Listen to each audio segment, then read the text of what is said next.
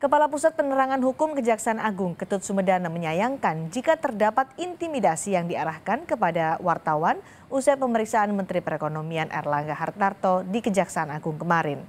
Ketika Erlangga Hartarto selesai memberikan keterangan dan hendak meninggalkan gedung bundar Kejaksaan Agung, sempat terjadi insiden. Di tengah situasi saling berdesakan, ada seseorang yang mengeluarkan ancaman pada jurnalis. Ketut Sumedana memastikan ancaman itu bukan dilakukan oleh petugas di Kejaksaan Agung. Kejagung akan melakukan evaluasi terhadap pengawalan yang dibawa kepada pihak manapun yang datang ke Kejaksaan Agung. Saya tidak melihat ada arogansi dari teman-teman media ya pada saat keluar. Ya. Jadi kegaduhan kecil itu hal yang biasa, desak-desakan misalnya itu kan hal yang biasa. Itulah seninya media gitu loh. Dan saya juga kalau wawancara sering didesak-desak itu nggak hal yang biasa gitu loh. Nah kalau ada kata-kata yang seperti itu yang kita sayangkan. Itu yang kita sayangkan dan sangat saya sayangkan. Seharusnya itu tidak muncul di tempat kita. Apalagi tadi kalau ada yang bawa senjata nggak boleh. Nggak boleh. Ini aparat penegak hukum, tempatnya penegak hukum di sini. Lalu apa hasil pemeriksaan terhadap Erlangga Hartarto kemarin dan bagaimana posisi Erlangga dalam kasus ini? Kita tanyakan langsung ke Kapus Penkum Kejaksaan Agung Ketut Sumedana. Selamat petang Pak Ketut. Selamat petang Mbak, gimana kabar? Baik, Pak Ketut, terima kasih sudah bergabung di Sapa Indonesia Malam. Kemarin Menko Perekonomian Erlangga Hartarto diperiksa selama 12 jam dengan ada 46 pertanyaan yang ditanyakan. Apa yang ingin digali penyidik Kejaksaan Agung dari Erlangga Hartarto? Tentu setelah kita melakukan penetapan tersangka korporasi yaitu Wilmar Group, Permata Hijau Group dan Musim Mas Group ini ya, tentu ada hal-hal yang baru dari putusan Mahkamah Agung yang menyatakan bahwa yang paling bertanggung jawab dalam hal kerugian negara sebanyak 6,47 triliun tadi adalah korporasi tadi. Sehingga dari hasil pendalaman teman-teman penyidik, suka tidak suka, mau tidak mau kita harus memeriksa Bapak Erlangga Hartarto yang kapasitas beliau sebagai Menteri Perekonomian, Menko Perekonomian. Seperti itu. Oke, dengan kapasitasnya sebagai Menko Perekonomian, sebenarnya bagaimana posisinya? Apakah sebagai penentu atau penanggung jawab kebijakan minyak goreng dalam hal ini adalah fasilitas ekspor untuk minyak sawit mentah? Tentu dari sisi kebijakan kita juga lakukan pemeriksaan karena itu memang tanggung jawabnya beliau ya. Tetapi kita juga melihat dari sisi pelaksanaan sekaligus evaluasi dari kebijakan itu. Terus bagaimana kebijakan setelah dikeluarkan, mitigasinya seperti apa, tentu itu teman-teman penyidik akan didalami secara panjang lebar dan hal-hal yang lain yang terkait dengan pelaksanaan teknis terkait kebijakan itu.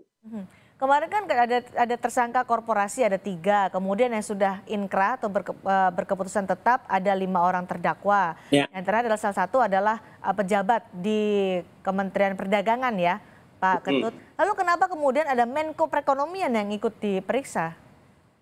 Ini rangkaian dari perkara penyidikan dari 3 korporasi ini kita sudah memeriksa kurang lebih 19 saksi ya. Oke. Salah satunya memang Menko harus disertakan karena yang kita kaitkan dengan beberapa keterangan saksi sebelumnya dan putusan Mahkamah Agung ya, ini harus ada kaitannya dengan kebijakan yang bisa kita dudukkan perkara ini sehingga konteks yuridisnya bisa kena seperti itu. Dan ke depan mungkin kita akan melakukan pendalaman lain lagi kepada orang-orang yang memang bertanggung jawab terhadap proses tadi. Gitu. Oke, ini kan, belum selesai ya. Karena ini merupakan tahap awal daripada suatu penyidikan kami untuk 3 perkara. Baik, ini kan karena Erlangga Hartarto adalah Menteri Perekonomian, Menteri Koordinator bidang perekonomian. Sementara untuk kasus pemberian fasilitas minyak goreng ada juga menteri yang terkait langsung. Kemarin kan sudah ada satu pejabat dari Kementerian Perdagangan. Apakah menteri di bawah Menko juga akan diperiksa oleh Kejaksaan Agung? Sepanjang penyidik yang sama dengan kasus ini ya? Sepanjang penyidik membutuhkan keterangannya, saya pikir siapapun bisa diperiksa. Karena apalagi di dalam kasus sebelumnya, beliau juga diperiksa dalam kasus yang 5 terpidana sekarang yang sudah diputus mempunyai kekuatan hukum tetap di Mahkamah Agung. Saya pikir penting itu untuk dilakukan klarifikasi lagi. Gitu. Siapapun yang terkait dengan perkara ini, saya pikir harus diperiksa untuk mendapatkan keterangan yang terang benderang yang nantinya bisa mendudukkan perkara ini secara juridis di persidangan. Karena proses pemeriksaannya yang cukup lama, 12 jam nih Pak Ketut, apa yang kemudian sudah didapat oleh penyidik dari keterangan yang diberikan oleh Erlangga Hartarto? Nah begini, rangkaian pemeriksaan itu memang agak lama ya, karena Ya. kita tidak mau seseorang diperiksa menjadi bolak-balik begitu ya. Kita kepingin semuanya menjadi clear and clean dalam suatu proses pemeriksaan ke depannya, satu ya. Yang kita gali itu yang tadi yang terkait dengan kebijakan ya, tapi kita tidak bisa menyampaikan secara gamblang di media karena ini kan bagian daripada strategi penyidik dan masih menjadi konsumsi penyidik seperti itu. Oke. Ya.